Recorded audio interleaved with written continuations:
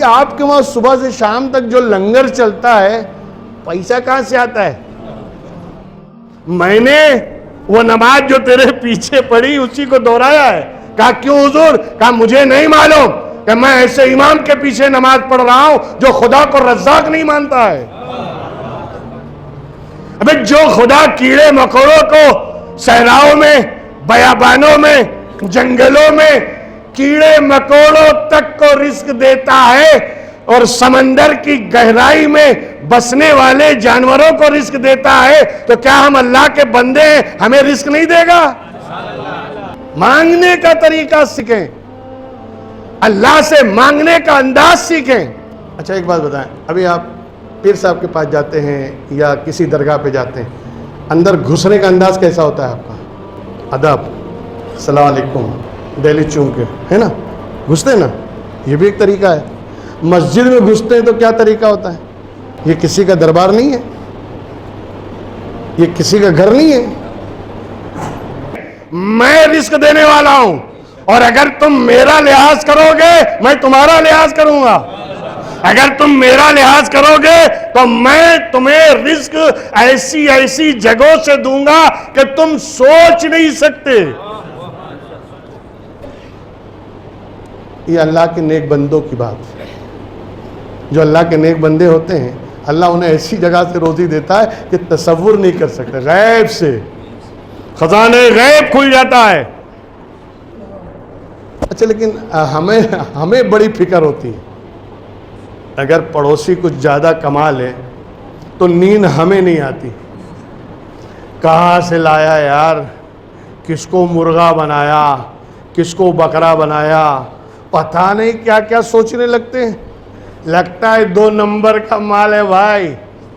اب بھائی تیرا 1 نمبر کا تو سنبھال، تو دوسرے کے 2-3 نمبر میں کہاں گزرا ہے؟ فوراً فکر ہوتی ہے.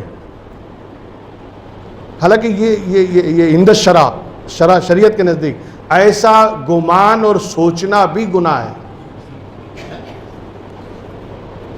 چاہے بظاہر گناہ شریعت نہ بتائے لیکن حقیقت میں اصحاب طریقت اور اللہ والوں کے نزدیک گناہ ہے.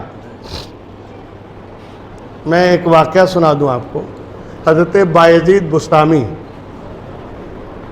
زبردست اللہ کے ولی، حضرت بایزید بسطامی غوث پاک کے بھی پہلے کے بزرگ ہیں یا اسی ہمعصر بزرگوں میں سے ہیں، یعنی اسی زمانے سے یا تھوڑا آگے پیچھے زمانہ ہے.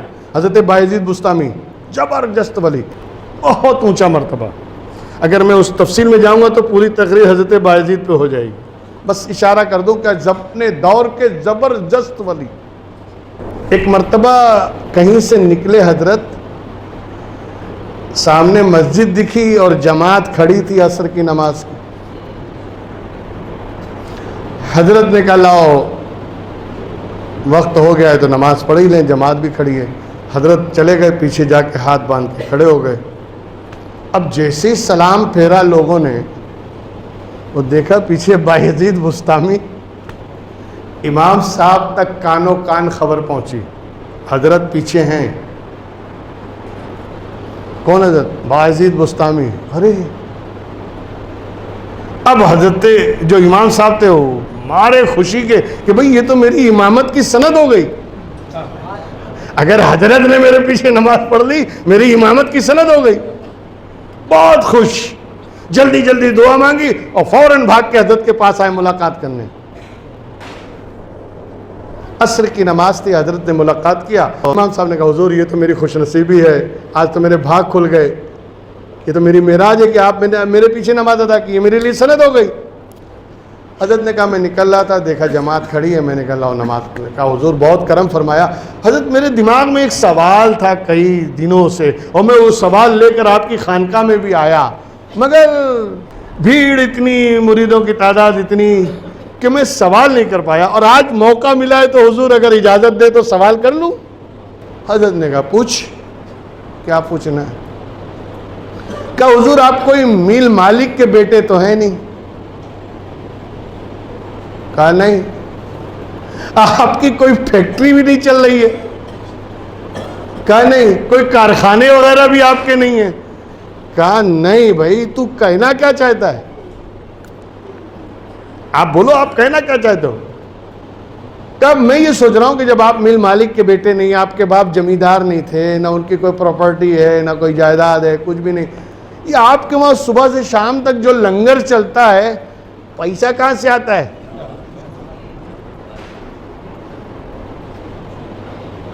کیا کہا؟ مال پانی کدھر سے آتا ہے؟ حضرت نے کہا اچھا اچھا اچھا، میں ذرا نماز پڑھ لوں پھر بتاتا ہوں۔ پھر حضرت کھڑے ہوئے نماز پڑھی۔ اب امام صاحب یار عصر کی نماز کے بعد تو کوئی نماز ہی نہیں ہے، کون سی نماز دوسری پڑھ رہے ہیں؟ جیسے ہی حضرت نماز سے فارغ ہوئے کہا حضور وہ جواب تو بات کی بات ہے، یہ ابھی آپ نے عصر میرے پیچھے پڑھی اور پھر دوبارہ عصر پڑھ رہے، اب یہ کون سی نماز؟ عصر سے مغرب تک تو کوئی نماز نہیں، اگر آپ نے عصر ادا کر لی تو یہ کون سی نماز پڑھ رہے ہیں؟ کہا دوہرا لیا میں نے وہ نماز جو تیرے پیچھے پڑھی اسی کو دوہرایا ہے۔ کہا کیوں حضور؟ کہا مجھے نہیں معلوم کہ میں ایسے امام کے پیچھے نماز پڑھ رہا ہوں جو خدا کو رزاق نہیں مانتا ہے۔ ابھی جو خدا کیڑے مکوڑوں کو صحراؤں میں، بیابانوں میں، جنگلوں میں کیڑے مکوڑوں تک کو رزق دیتا ہے اور سمندر کی گہرائی میں بسنے والے جانوروں کو رزق دیتا ہے، تو کیا ہم اللہ کے بندے ہیں، ہمیں رزق نہیں دے گا؟ یہ سوچ کیسے پیدا ہوئی کہ کہاں سے آتا ہے؟ وَيَرْزُقُهُ مِنْ حَيْثُ لَا يَحْتَسِبُ، اللہ ایسی جگہ سے رزق دیتا ہے ایسے نیک بندوں کو کہ جہاں ان کا گمان نہیں پہنچ سکتا۔ پڑھا کرو کہ کہاں سے لا رہا ہے، بس تم اپنا دیکھو کہ تم کہاں سے لا رہے ہو، دوسرے کے چکر۔ ہاں اگر مانگنا ہو تو طریقہ میں بتاتا ہوں، طریقہ سیکھیے نا۔ اگر اس کو زیادہ مل گیا تو آپ بھی دعا کرو، اے اللہ وہ تیرا بندہ ہے تو کیا میں تیرا بندہ نہیں؟ اگر تو اس کو نواز رہا ہے تو مجھ کو کیوں نہیں نواز رہا ہے؟ اور اگر مولا وہ تیرا اس کا کوئی عمل تیری بارگاہ میں پسندیدہ ہے جس کی وجہ سے تو نے اسے عطا کیا ہے تو مولا اسی کے صدقے میں مجھے بھی عطا کر دے۔ یہ طریقہ اپناؤ نا، بجائے جلنے کے، بجائے حسد کرنے کے، بجائے برا بھلا کہنے یا سوچنے کے یا الٹے سیدھے الزام لگا کر اس کے گناہ اپنے سر لینے کے، صحیح راستہ یہ ہے۔ میری بات سمجھ آ رہی؟ یہ سب راز کی باتیں میں آپ کے سامنے پیش کر رہا ہوں، خدا کی قسم آپ اس انداز کو اپنا لیں، پھر دیکھیں اللہ کی رحمت کیسا جوش میں آتی ہے کہ یہ بندہ جل نہیں رہا ہے بلکہ اس کے صدقے میں خود بھی مانگ رہا ہے۔ یہ طریقہ یہ ہے، اللہ کے در کریم سے بندے کو کیا نہیں ملتا، در کریم سے بندے کو کیا نہیں ملتا، جو مانگنے کا طریقہ ہے اس طرح مانگو، مانگنے کا طریقہ سیکھیں، اللہ سے مانگنے کا انداز سیکھیں۔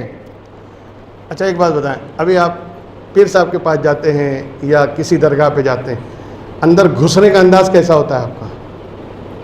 ادب، السلام علیکم، دہلی چوم کے، ہے نا، گھستے نا، یہ بھی ایک طریقہ ہے۔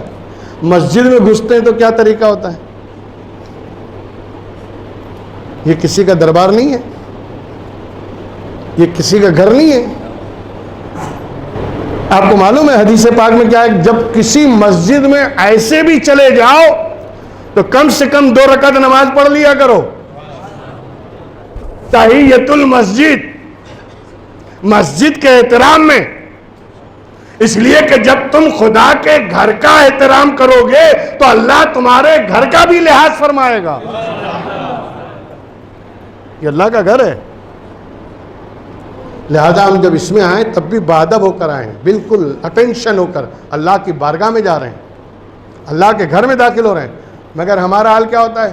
اندر گھستے ہی چلا ہے، بانگی صاحب یہ جلاؤ، امام صاحب کدھر ہے؟ ارے یہ مسجد ہے، چلا رہے ہیں آپ۔ مسجد کا احترام کیا ہے جانتے ہیں؟